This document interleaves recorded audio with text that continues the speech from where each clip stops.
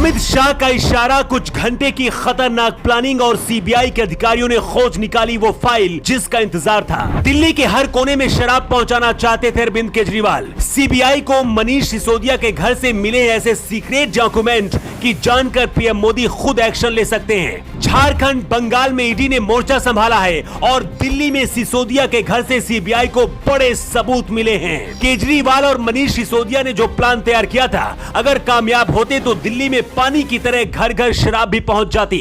अमित शाह के पास जो रिपोर्ट पहुंची थी, उसी के बाद तय हो गया था कि कुछ तो बड़ा होगा। अमित शाह जिसका इंतजार कर रहे थे, सिसोदिया ने वही गलती कर दी और सीबीआई की भयंकर एंट्री से दिल्ली में खलबली मच गई। मनीष सिसोदिया कैसे अपने ही बनाए जाल में फंसते चले गए, अगर समझना है तो इस पूरी 2 मिनट के विश्लेषण को जरूर देखिएगा। जिस शराब कांड में मनीष सिसोदिया फंसे हैं और जेल जा सकते हैं, सबसे पहले उसी आसान भाषा में आपको समझाते हैं कि आखिर कैसे दिल्ली को शराब पिलाने की आड़ में करोड़ों का हेरफेर किया गया।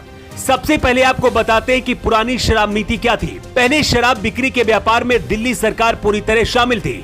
दिल्ली में सरकार की अपनी शराब की दुकानें होती थी, जिन्हें एक्साइज डिपार्टमेंट कंट्रोल करता था। मनीष सिसोदिया और अरविंद केजरीवाल जो नई शराब नीति लेकर आए, उसमें उसे प्राइवेट कर दिया गया था। आरोप है कि सिसोदिया ने पैसे लेकर अपने करीबी व्यापारियों को शराब के ठेके बांटे और करोड़ों रुपए मनीष सिसोदिया और अरविंद केजरीवाल तक पहुंचे। सीबीआई ने सिसोदिया पर एफआईआर दर्ज कर ली है और एफआईआर कॉपी से पता चलता है कि सिसोदिया के करीबी अमित अरोड़ा, दिनेश अरोड़ा और अरुण पांडे शराब व्यापारियों से कमीशन लिया करते थे। कमीशन के बदले ही लाइसेंस दिया जाता था। मनीष सिसोदिया ने कहा है कि सीबीआई ने उनके पूरे घर की तलाशी ली, मेरा कंप्यूटर और पर्सनल मोबाइल सीज करके ले गए। मैंने और मेरी फैमिली ने पूरा सहयोग दिया जांच में। आगे की जांच होगी तो उसमें भी सहयोग देंगे।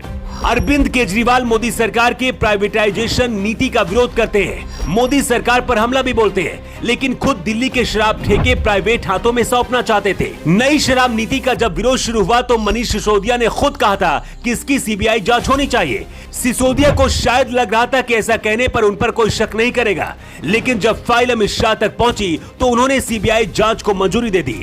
सीबीआई रेड में सिसोदिया के घर से ऐसे कई बड़े सबूत मिले हैं। इसके लिंक अगर केजरीवाल तक पहुंचे तो अरविंद केजरीवाल को भी जेल हो सकती है। शराब घोटाले के आरोप में 15 लोगों को आरोपी बनाया गया है, जिसमें सिसोदिया का नाम सबसे ऊपर है। अब दावा किया जा रहा है कि ईडी भी तैयारी कर रही है और जल्दी सिसोदिया और उनसे जुड़े लोगों के घरों पर छापेमारी करने की तैयारी है। झारखंड, बंगाल और महाराष्ट्र की तरह दिल्ली में भी कई बड़े नेता ईडी के निशाने पर हैं।